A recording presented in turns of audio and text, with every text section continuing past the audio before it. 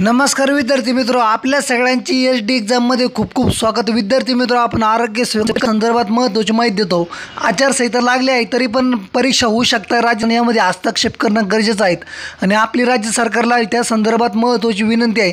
त्या संदर्भात महत्त्वाचा व्हिडिओ असल्यामुळे विद्यार्थी मित्र व्हिडिओ शेवटपर्यंत बघा, कळकळीची विनंती करतो।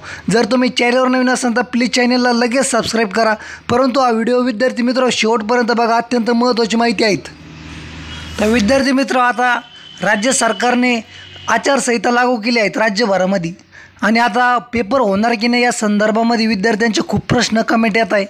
विद्यार्थी वेगवेगळ्या प्रकारे विचारतात की परीक्षा होणार का, आम्ही तयारी करायची का।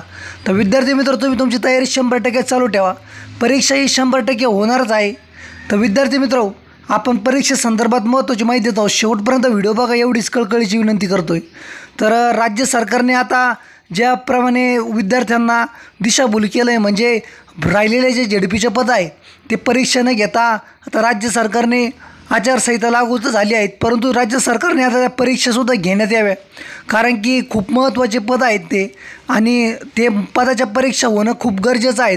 कारण की लाखो विद्यार्थ्यांनी त्याला फॉर्म टाकले असून खूप जण त्याचा अभ्यास करतायत, स्टडी करतायत, तयारी करतायत, परंतु त्यासाठी आता विद्यार्थ्यांना म्हणजेच राज्य सरकारला परीक्षा घेणं खूप गरजेचं आहे। आणि विद्यार्थ्यांना एक कळकळीची विनंती आहे की तुम्ही ट्विट करत राहा, जेणेकरून राज्य सरकार यामध्ये लक्ष घालीन आणि त्यामध्ये राज्य सरकारने लक्ष घालावं अशा आपली व्हिडिओच्या माध्यमातून त्यांना कळकळीची विनंती आहेत।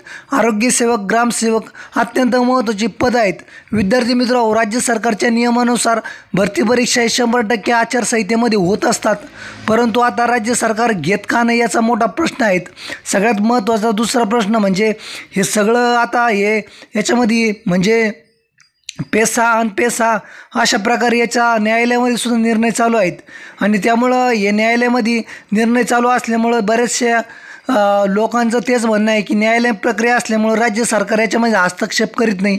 परंतु मागे जी आपण विचारणा केली त्यानुसार IBPSला हे सेंटर भेटत नव्हतं, कारण की TCS IBPSचे जे सेंटर आहे तेच TCSचे असते आणि स्टाफचे किंवा इतर विभागाचे पेपर चालू असल्यामुळं त्याच्यामध्ये अडीअडचण येत होती, त्यामुळं त्याला सेंटर भेटत नव्हतं। तर राज्य सरकारला आपली कळकळीची खूप खूप विनंती, माननीय देवेंद्र फडणवीस साहेब असो, त्यानंतर एकनाथ शिंदे साहेब मुख्यमंत्री, त्यानंतर ग्रामविकास मंत्री गिरीश महाजन साहेब, यांना सगळ्यांना आपण व्हिडिओच्या माध्यमातून हीच विनंती करतोय की राहिलेल्या पदाच्या लवकरात लवकर यांनी परीक्षा घ्याव्या, ज्यामध्ये महत्त्वाची पदं आहेत सर्व आणि विद्यार्थी त्याची वाट बघून आहेत।